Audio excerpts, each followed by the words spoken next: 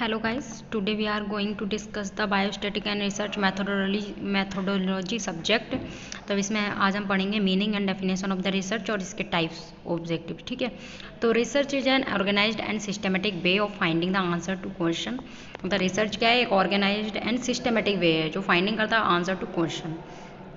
The process of gathering information for the purpose of initiating modifying the investigating or the terminating a particular topic.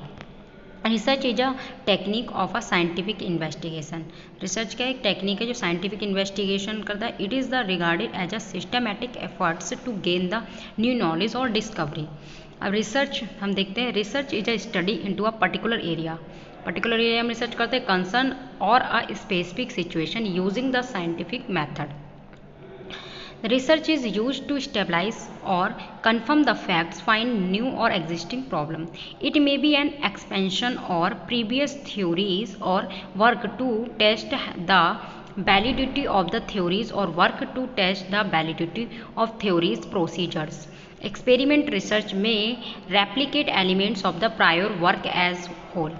The main purpose of the research are discovery, interpretation और the research and development of the methods जो होता है ride system for the advancement of the complete knowledge for everyone.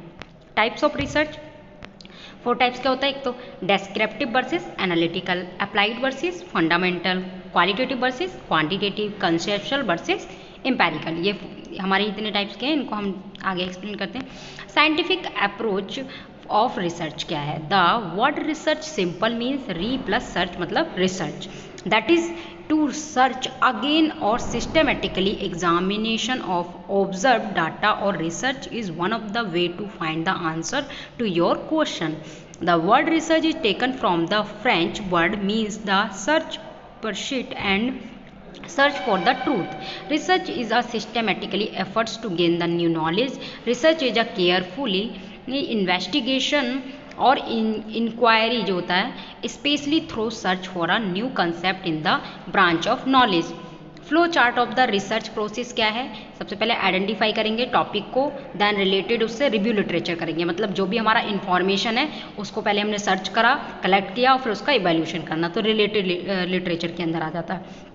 Formulating hypothesis में उनके hypothesis बनाएंगे, then design the research, research को design करेंगे, फिर कलेक्शन ऑफ द डाटा, फिर उसको एनालिसिस करेंगे डेटा को, then interpretation of the data and results and conclusion figure. ये हमारे क्या है? फ्लो चार्ट का रिसर्च का प्रोसेस है इन अ फ्लो चार्ट में.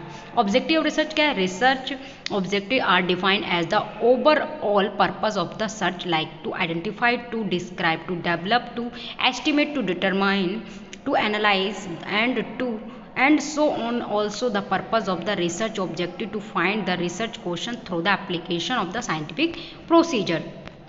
Then importance of research objective क्या है? they define करता है रिसर्च, गेन करता है familiarity with a new concept or phenomenon or to develop the new insights into a concept of the phenomenon.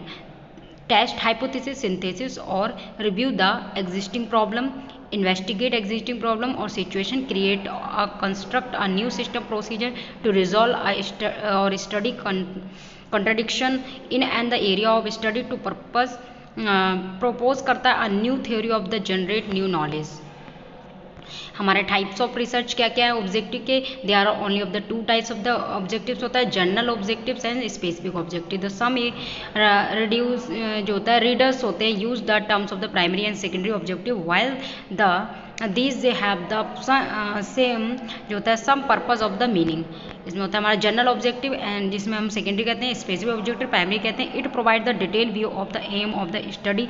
They discuss a general overview of the research study. Usually there is one general objective in each study. इसमें क्या है? Specific objective. It provides the main aim of the research study. There can be many specific objective because every what the where how of the research study should be given the specific object. Thank you.